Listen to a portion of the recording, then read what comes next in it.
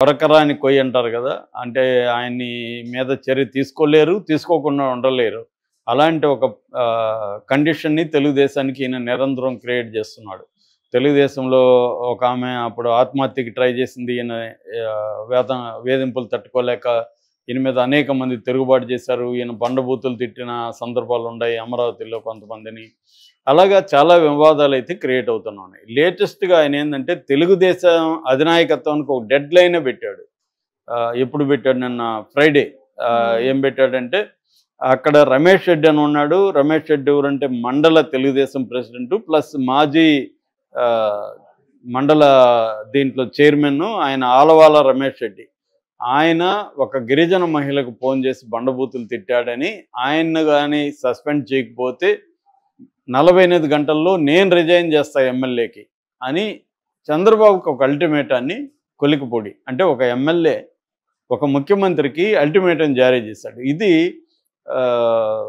ఒక షాకింగ్ అని చెప్పొచ్చు, లేదా ఒక పెద్ద సంచలనం అని చెప్పు. చంద్రబాబుకి ఎవరు ఏ ఎమ్మెల్యే ఇప్పటి వరకు చంద్రబాబుకి ఎటువంటి అల్టిమేటంలు ఇవ్వలేదు.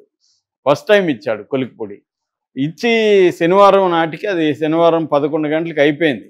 అయితే కొలికిపూడి రిజైన్ చేయలేదు. చంద్రబాబు కూడా అతని మీద ఏం చర్య ఇప్పటి వరకు తీసుకోలేదు. కాకపోతే చంద్రబాబు దీని మీద క్రమశిక్షణ కమిటీ అయితే వేశాడు. ఆల్రెడీ ఇట్లాంటివి 2-3 సార్లు కూడా జరిగాయి. క్రమశిక్షణ కమిటీకి ఆయన అటెండ్ అయ్యాడు.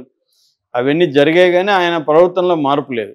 ఇప్పుడు ఏమన్నా ఉంటే ఇప్పుడు ఆ రమేష్ రెడ్డి తప్పు చేసి ఉంటే తెలుగుదేశం అధ్యక్షుడు ఉన్నారు, తెలుగుదేశంలో కమిటీలు ఉన్నాయి, క్రమశిక్షణ కమిటీలు ఉన్నాయి, వాళ్ళ దృష్టికి ఈయన తీసుకెళ్ళచ్చు. అలా కాకుండా పబ్లిక్గా చంద్రబాబుకి అల్టిమేటం ఇచ్చి అంటే నేను చెప్తే వాళ్ళని సస్పెండ్ చేయండి అని నిజంగా అతను తప్పు చేశాడా లేదా పరిశీలించడానికి ఒక పార్టీలో ఒక మెకానిజం ఉంటుంది కదా, అవేమి లేకుండా ప్రతి ఎమ్మెల్యే పలానాని సస్పెండ్ చేయండి లేకపోతే నేను రిజైన్ చేస్తా అంటే ఈయన పద్ధతిలో ఎలా ఉంటుంది? ఒక గందరగోళం అయితే నెలకొంటుంది కదా. అది ఇప్పుడు చంద్రబాబు తలనొప్పిగా మారింది. చంద్రబాబు దాంతో ఏం చేశాడంటే తెలుగుదేశం రాష్ట్ర అధ్యక్షుడు పల్లా శ్రీనివాసులు, తర్వాత ఎన్టీఆర్ జిల్లా, ఇది ఎన్టీఆర్ జిల్లా కిందకు వస్తుంది, నిట్టం రఘురాం ఎన్టీఆర్ జిల్లా తెలుగుదేశం ప్రెసిడెంటు, తర్వాత విజయవాడ ఎంపీ కేసినేని శివనాథ్ చిన్ని అంటారు ఆయన వీళ్ళతో కలిసిన ఒక కమిటీ లాగా వేశారు. వాళ్ళు నిన్న మంగళగిరికి వెళ్తే వీళ్ళ ఎదురుగా కూడా ప్రజల్లో చాలా తెలుగుదేశంలో అనేక మంది వచ్చి ఈయనకి వ్యతిరేకంగా స్లోగన్స్ ఇచ్చారు.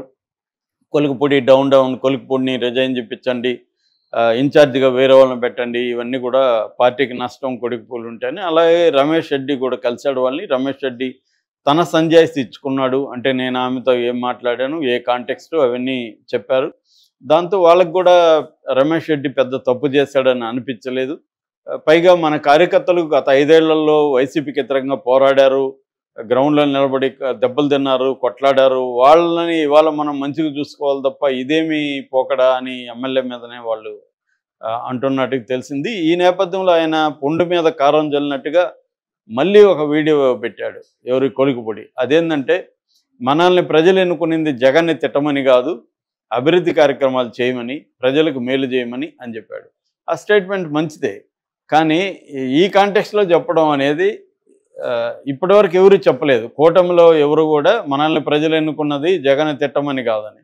జగన్ని తిట్టడం అనేది పొలిటికల్ అవసరం తెలుగుదేశం కూటమికి. జగన్ని నిరంతరం జగన్ అటాక్ చేయాలి, అన్ని రూపాల్లో జగన్ అటాక్ చేయాలి. ఎందుకంటే జగన్కి 40% ఓట్ షేర్ ఉంది.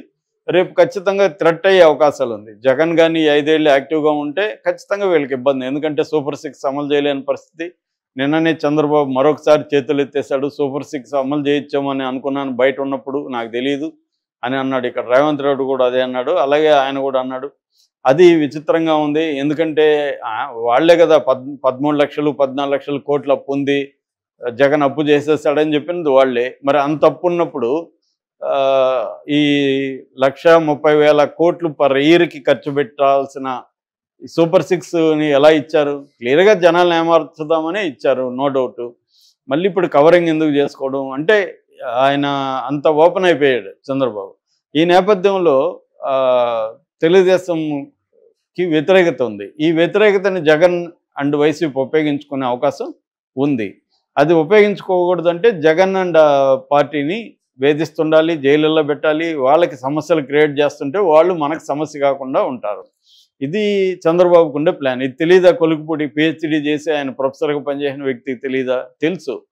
తెలిసి కూడా ఎందుకు ఇబ్బంది పెడుతున్నాడు? అంటే ఏదో అసంతృప్తి ఉన్నట్టుగా ఉంది కొలిక్పూడికి. మరి ఆయనకి మంత్రి పదవి ఆశించాడా? లేకపోతే ఇంకేమైనా పదవులు ఆశించాడా? ఎమ్మెల్యే సరిపోలేదు తనకు అనుకుంటున్నాడా? తెలీదు మరి. ఆయనైతే అసంతృప్తి ఏదో ఉంది. ఆయన అందుకని